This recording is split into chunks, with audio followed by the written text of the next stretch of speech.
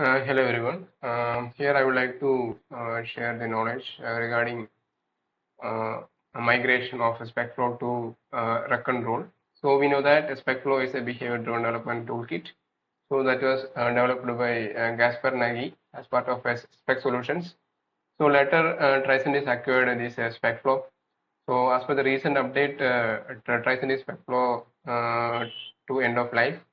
So that is by 2024 December 31st. So there was no update on this SpecFlow, no new version releases and all. But still we can use with old versions. Yeah, this won't support for new technologies, new packages introduced in the Visual Studio.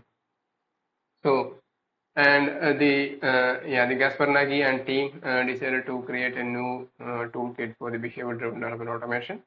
So that is the Reqnroll, and they actually not created from the scratch. They actually fork the existing SpecFlow repository and they rename it as a Reqnroll. Okay, Rec means requirement and roll means like flow. Okay, so SpecFlow, right? So we have the spec is the specification and flow is the execution. So and like that they need to match accept this meaning like requirement rec and roll means flow, that's execution, that is the Reqnroll. Okay, so here I am sharing here this is a sample project I created and this project currently supports SpecFlow. Here you can see I have the SpecFlow packages added and here I have the hook files. So hook file having the namespace tech talk SpecFlow and here we have the attributes binding and the attribute before feature, after feature, all these attributes are here. This is the existing code base, so that support this SpecFlow. Okay, so and this will execute. Yeah, this will execute successfully. We don't have any issues in the execution side. Okay, so because this SpecFlow is still supporting, here you can see the executions are happening. So that is completed. And now let's go to how can we migrate this SpecFlow to the Reqnroll. Okay, so first thing we need to remove this SpecFlow and SpecFlow n unit. Okay, so for that we can in the Visual Studio Code, yeah, we can select the package which you want to remove. So I remove that. Next we can remove the SpecFlow n unit. So right now we removed both packages, and if you go here, so you can see the error at the tech talk SpecFlow, and also the attributes are errored. Okay, so and next what you need to do like just simply you can install the Reqnroll. Okay, so first thing we can install two packages. We can select add new package and we can select rec and roll. So here you can see there are lots of packages will come. So according to your automation framework, you can choose the respective testing framework. If you are using XUnit or MS Test or NUnit, accordingly you can select that. Here I am using NUnit, so I have selected Reqnroll NUnit, and also you can select the version. This is the latest version 2.3.0.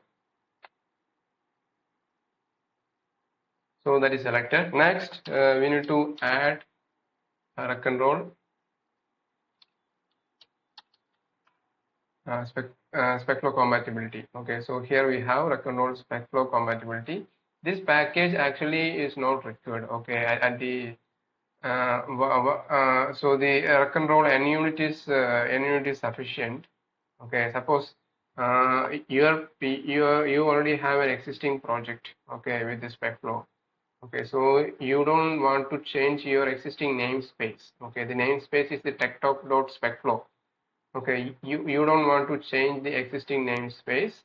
You want to use the same namespace from SpecFlow. In that case, you can use this Reqnroll SpecFlow compatibility. Okay, without this also this will work.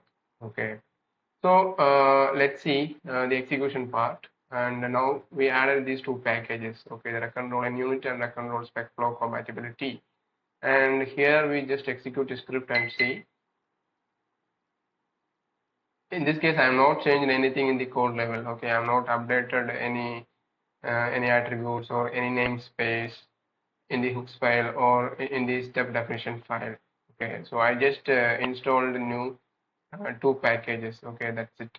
Yeah, the Reqnroll NUnit and the Reqnroll SpecFlow compatibility. You can see the scripts are executed successfully. Okay, suppose you're starting a new project. Okay, so in that case, you can install only the Reqnroll NUnit. So here I'm going to removing the second package. Let's see how this will work.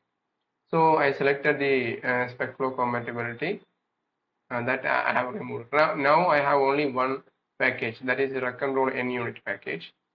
So in this case, if you go to your hooks file, you can see the error. Okay, TechTalk, sorry, the TechTalk SpecFlow we got an error, and also all the attributes are errored. Okay, so here also we got the error.